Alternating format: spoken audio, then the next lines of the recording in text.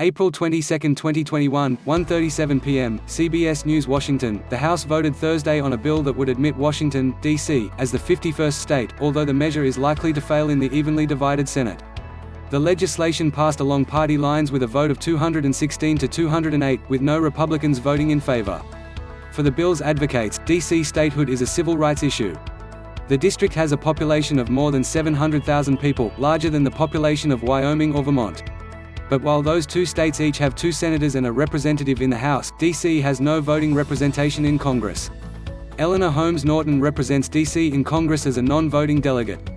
Statehood advocates also point out that D.C. pays more in federal taxes than 21 states and more per capita than any state, according to 2019 IRS data. The district is also diverse, with a population that is 46% black and majority non-white. If admitted, it would be the first state with a plurality black population. The legislation, titled H.R. 51, would create the state of Washington, Douglass Commonwealth, named after Frederick Douglass. It would give D.C. 2 U.S. senators and a voting representative in the House, like every other state. The bill would also cordon off the White House, U.S. Capitol and National Mall to remain under federal control as the seat of the U.S. government. The House approved a D.C. statehood measure by a vote of 232 to 180 last year, but it did not get a vote in the Senate, which was then controlled by Republicans. Although Democrats now hold a 50-seat majority, most legislation requires 60 votes to advance, and this bill is unlikely to garner support from 10 Republicans. Senate Majority Leader Chuck Schumer has committed to bringing the measure to the floor for a vote, but a motion to move forward with the legislation would almost certainly fail. Today's victory was historic, both for D.C. residents and for the cause of D.C. statehood, Norton said in a statement after the bill was passed, noting that this is only the second time statehood had received a vote on the House floor.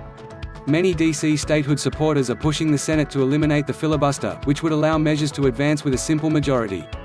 But this would require support from all 50 Democrats in the Senate, with Vice President Kamala Harris casting the tie-breaking vote. 2 Democrats say they won't support it, all but dooming the prospects for H.R. 51. In a press conference Wednesday promoting H.R. 51, Norton expressed confidence that the legislation has a chance in the Senate, saying that she does believe that the filibuster is on its way out. Appearing at the press conference Wednesday, House Majority Leader Steny Hoyer said that the Senate will have a decision to make a good judgment when the legislation comes to the floor. "We believe in good policy for our country and hope that the Senate will act on behalf of the people," Hoyer said.